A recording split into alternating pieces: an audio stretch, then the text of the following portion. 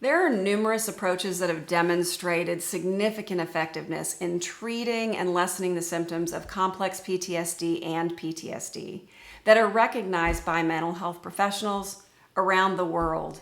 I'm going to talk today about 7 specific approaches and their potential downsides and risks.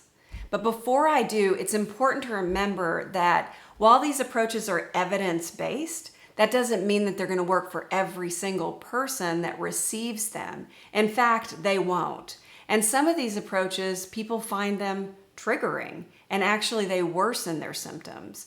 So that's not a sign, if that happens to you, that you're beyond help. It just means that that's not the right approach for you. Also, if you are highly dissociative and you don't feel like you're in a place where you're ready to start letting some of that dissociation go, it may be best to start with grounding techniques, some dialectical behavioral therapy tools, and then sensory motor psychotherapy. Those 3 together can help you to start calming down your nervous system so that you're more able to approach and work through the trauma. But on to the 7 approaches. Number 1 is EMDR, or eye movement desensitization and reprocessing. In EMDR, it's a psychotherapy treatment designed to basically alleviate the distress that's associated with those traumatic memories. And it does it by bringing on board the part of your brain that helps you to kind of be more calm. As you start doing that, it lessens your emotional reactivity and helps you as you reprocess those traumatic experiences. The downside or risk is that for some people, EMDR is triggering and re-traumatizing, so it increases symptoms. Number 2 is cognitive behavioral trauma-focused therapy. This is specifically designed for children, but they have adapted it for adults. And it is focused on really meeting the unique needs of individuals who have experienced trauma. But it's based on a cognitive behavioral therapy approach that's basically a talk therapy that helps people identify and change negative thoughts and behaviors. The downside is some people find it to be way too structured and rigid. Number 3 is internal family systems. Just like you have a family system that you grew up with all different personalities, there's this idea that we have internal parts of ourselves and a core self. When you've gone through trauma, those parts splinter out. So it's a matter of hearing each one of the parts and bringing them back into harmony with each other. The downside is you want to make sure that you find somebody who really knows what they're doing with internal family systems, is trained and certified, and then understand that it's going to be a longer term approach. Number 4 is neurofeedback, which is a biofeedback technique that trains the brain to manage your brain waves, essentially, to help you be more resourced.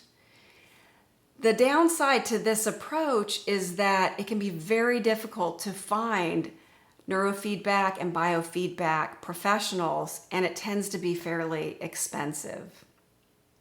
Number 5 is medication-assisted therapy. More and more research is emerging showing that medications like MDMA and psilocybin and other psychedelics, when partnered with therapy, can actually help individuals to lessen some of their defendedness and some of their difficulty to approach that content so that they can work through it and come out more compassionate towards themselves and healed. The downside is that there can be side effects. Some people have bad trips. And also there are a lot of practitioners out there that are just doing the medications without the therapy. So you want to make sure you get both. Number 6 is dialectical behavioral therapy. This is really building out kind of a cognitive behavioral therapy toolkit, techniques that are basically incorporating mindfulness techniques. And they basically help you to start regulating your emotional state. It is, like cognitive behavioral therapy, highly structured, and some people may find it rigid. And 7 is prolonged exposure therapy. This is actually going deep dive into your traumatic event and writing it out and repeating it over and over and over again, desensitizing you to the intensity of the emotions that come up. As you can imagine, the downside for this approach is that it can be re-traumatizing for individuals. But if you want to look and see what are all the other approaches that are out there, I have put videos and books about all kinds of approaches on my website at www.resolvetorise.com. If you have questions, you can email me through my website, or you can put comments in the chat on YouTube.